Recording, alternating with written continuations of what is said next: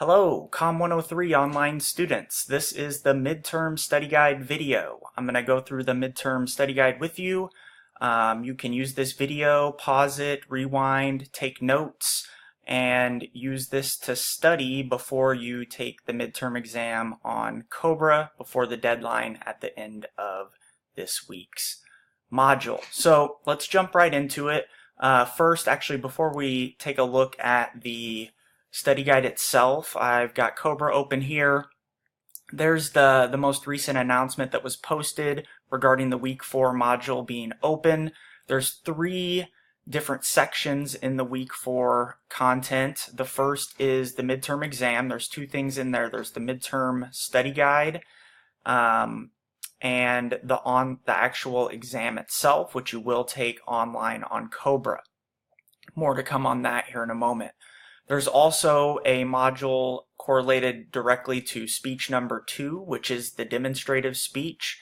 And this is just a specialized type of informative speaking where you're going to demonstrate how something works or how to do something. Take a look at those assignment instructions for more specific details. If you are planning to do the speech on campus, like many of you did for speech 1, there is another sign-up poll available, and that is there's a link to that right there on Cobra. And then finally, the third section in the week 4 module is related to the quiz and discussion for this week. There's only 1 reading and quiz, and there's 1 online discussion, which requires, as usual, an original post and a reply to at least 1 other student. So real quick, let's hit content and take a look at that. So here's what it'll look like. You've got the midterm exam study guide, which is what we're going to go over in this video.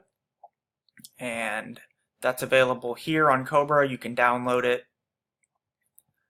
And then here is the actual exam. When you're ready to take the midterm after you've studied, you will click on this link. And once you start, you've got to complete the exam, and as we'll talk about, you have a time limit on the exam. There's 90 minutes for the online exam, which equals out to about 2 minutes per question, because there's 47 questions equaling a total of 50 points.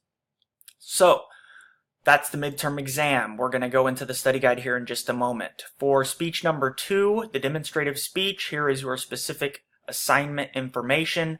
More to come on that very soon.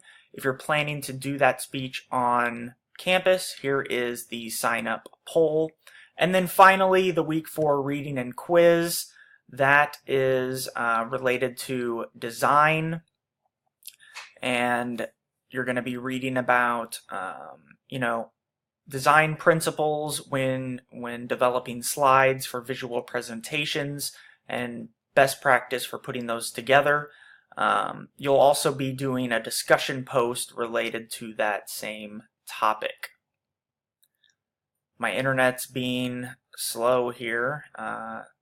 It's loading up real quick. Let's see if it'll load.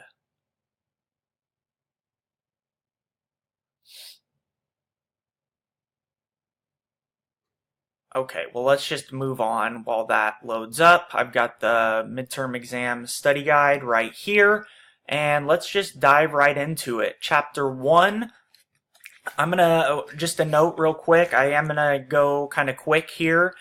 You can stop, pause, rewind, etc. as you're writing in the notes while you watch the video.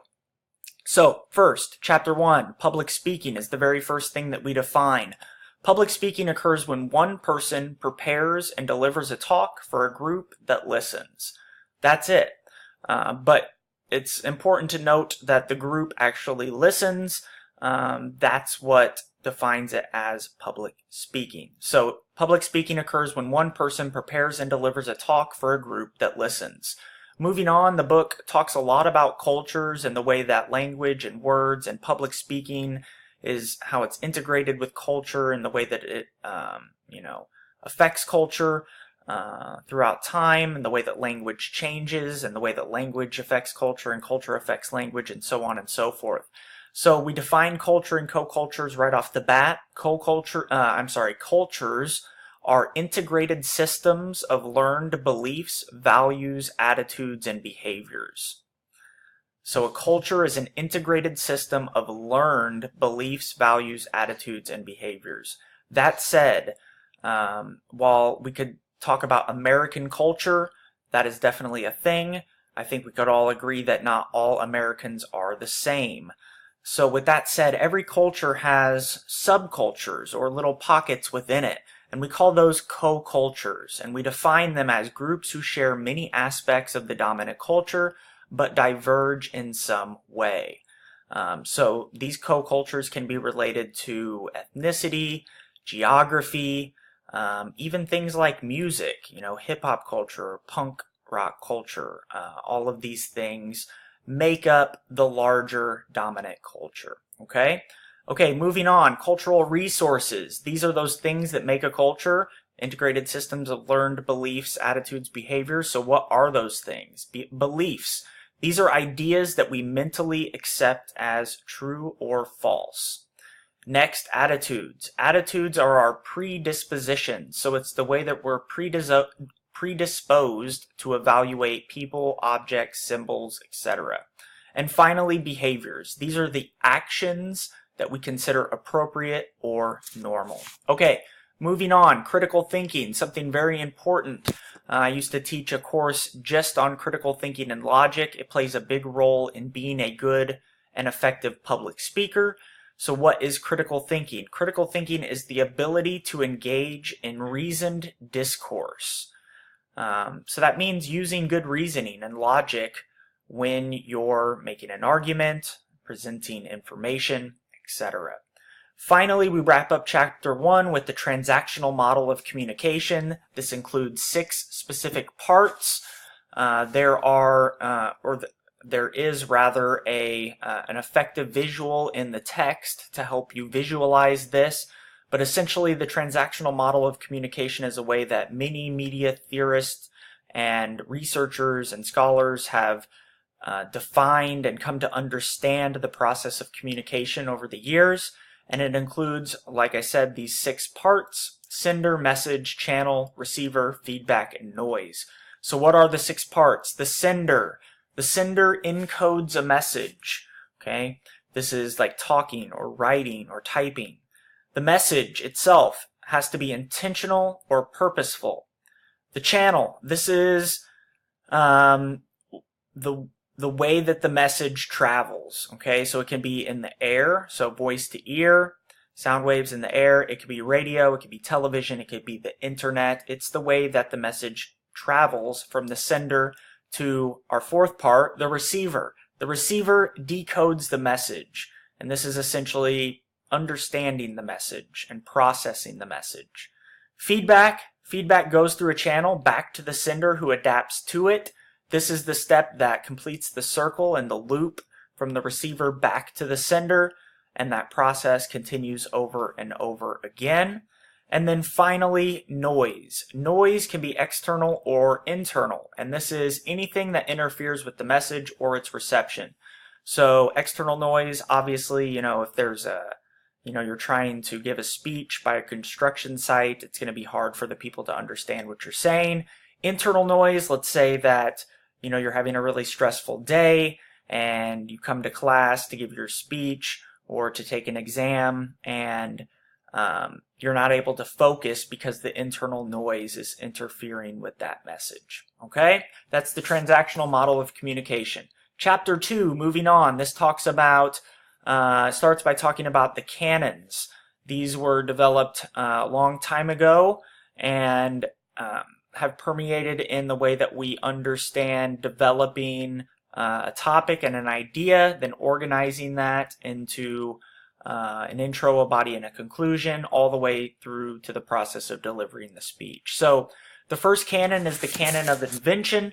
Canon of invention includes choosing your topic, considering who your audience is. This is known as audience analysis. And finally, identifying the general purpose of your speech. A general purpose would be something like to inform or to demonstrate. Okay, the next canon is the canon of disposition. This is where you're actually organizing the speech. Okay, so introduction, body, and conclusion are the main three parts of pretty much any speech that we do. Introduction, this is about orienting the audience to the topic.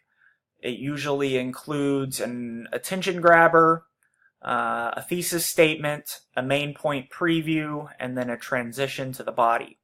The body itself is typically the largest part, a lot of times broken into 3 or 5 sub-points, and this explains and develops the main points of the topic. And then finally, the conclusion is a summarization of the speech, and it also provides a sense of closure. Typically, this will include, a transition to the conclusion, a summary of the speech, and then ending with impact. Finally, the other 3 canons are style, memory, and delivery. The canon of style is all about the use of language, so dealing with the proper use of language and choosing the right words. The canon of memory is exactly what it sounds like, memorizing your speech. Now, we don't do memorized delivery in this class, or that's not what we're striving for. We're rather striving for what we call extemporaneous delivery, which is that very next term on the sheet. I'll define it in just a second. And then finally, delivery itself. This is the actual performance. So extemporaneous delivery, what is it? It means outlined, prepared, and practiced, but not scripted, okay, or memorized. So outlined, prepared, practiced, and rehearsed, but not scripted or memorized. That means specific wording is chosen within the speech itself, and it might be a little bit different every time you give the speech, with the main ideas and content being the same. Okay, 4 milestones of anxiety-producing events. We've talked a little bit in our discussion about overcoming anxiety and ways to deal with it. There are 4 specific milestones related to giving a speech and the anxiety that comes with it. Anticipation, confrontation, adaptation, and release. So what are those 4 things? Anticipation is the pre-speaking period. That's when you're waiting to give the speech. Confrontation is the beginning of the speech. It's when you go up and start. Adaptation is actually performing the speech and completing. So coming to that completion point. And then release is the period lasting 1 minute after the speech is over. The last definition from chapter 2 is visualization, and this is a really helpful tool for overcoming anxiety and helping better prepare yourself for a speech. And this is visualization is defined as imagining the speech proceeding successfully from beginning to end in your mind. Okay, chapter 3 deals with basically all I want you to know there is what is academic honesty, what are the 3 types of plagiarism, and that you should avoid fabrication. So chapter 3, academic honesty, is simply avoiding plagiarism and only presenting information that is your own. When presenting others' information, making sure that you are properly citing that source. So there's a few different ways that we get into the, the tricky situation of plagiarized content. Starting with the most extreme and obvious, I call this deliberate fraud, and this is simply intentional plagiarism. The next is cut and paste plagiarism. This is a little more common with students, where you might be, not super common, hopefully, but I have definitely seen it. This is copying entire sections from numerous different people's works, pasting them together without quotes, and calling it your own. And then finally, definitely the most common, improper paraphrase. This is where you change a few words. So you're trying to paraphrase somebody's information, but you don't change it enough. You just switch up a few words. And key part here is you don't cite the source. It's okay to paraphrase, but you must cite who the author is.